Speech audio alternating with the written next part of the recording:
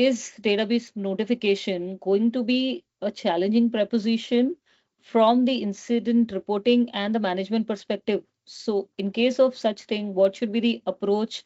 Because there are a lot of other regulations as well, which talks probably something different. So, Correct. how should be the approach about it? Yeah, so again, this is something which is really going to be a complex thing. And I'm sure organizations like GISA and your clients have already started. And I know business from banking and insurance sector, I get emails which tells me that they are trying to ask me whether you still use this particular account because we don't see any activity in that account, right? I mean, we have been getting emails from Yes, some of our past banks that we have transacted but not active now. yes. So I know, I think this process has already started. The mature organizations have understood from the day when the bill was passed in 2023 that there would be a lot of thing to cover, and the credit to the government is they have still given at least one full year to go through this implications of this. But the other thing is about the next slide, which comes when there is a crisis, right? And if you just click that slide, it will tell you the fun thing about what we are trying to highlight. If you just click the slide once more, it will tell you that privacy is a hot potato, because whenever a data breach happens, you see passing the bug game starts, right? Everyone will start to point finger at other departments saying it possibly have happened through you or him or that. And between the data fiduciary or the significant data fiduciary, everyone would have a plethora of vendors, sub partners, ecosystems where they have to share the data and they become their data processors. But important thing is, even if your partners or your vendors are processing the data of your customers on your behalf, you own the obligations and responsibility for ensuring that the data breach doesn't happen in first place. So obviously, we go to the next slide. One is that we have to understand our partner ecosystem well. If you can move to the next slide, please.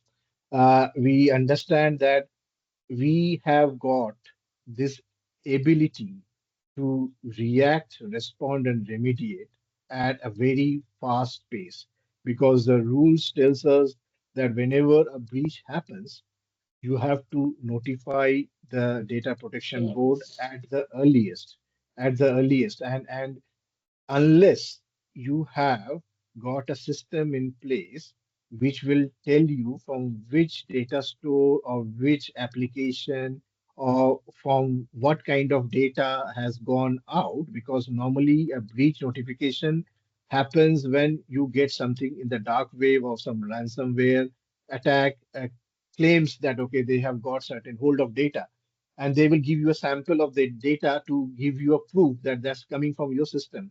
Now, when you are giving the data, you just looking at it, you should be using the data discovery, classification, and data lineage should be quickly able to pinpoint which part of the ecosystem of your digital landscape that data has been got stolen. Is it from your system, from the cloud, on-premise, from your employee mobile or laptop, or your partner or a contractor? So the first thing is to use the technology that I mentioned in the previous slides to pinpoint that source, and then understand that the rule tells you to also send a notice to the data protection board, and also within 72 hours of notifying the data protection board, you also have to notify your customers, the data principals, and tell them what data has got leaked out, how they are impacted, what kind of security or remediation that they have to do so that the data gets protected. And I will give an example of how it happens in developed countries like Australia, UK, or US. I have brother living in Australia, and and the telecoms. I've worked 15 years in telecoms. I know telecoms service providers are one of the most hard-hitting kind of vendors when data breach comes in. So my brother got a notification from one of our service providers he was using in Australia that your driving license has been found to be in a data breach, and we will be helping you with get a new driving license. You go to this help desk number, you send your details, and we will ensure that we get your new driving license issued within the next 1 week.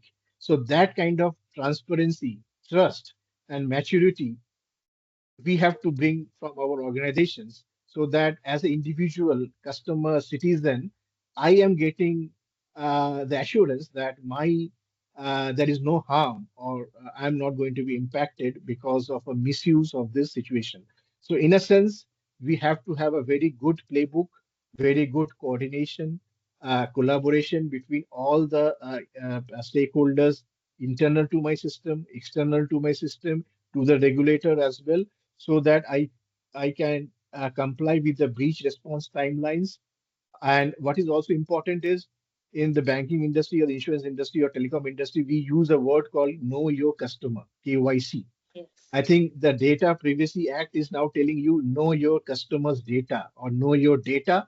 And the third part is know the risk.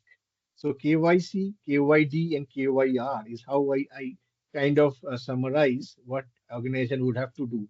Understand the customer, personal data, sensitive data, understand where, how that data is being processed, accessed, and what are the risks involved in doing all of that processing, and how do you safeguard that. So in a sense, the the the the rule helps us get our processes more mature, more honest, more transparent, and more responsive, so that we fulfill our obligations to the data principle.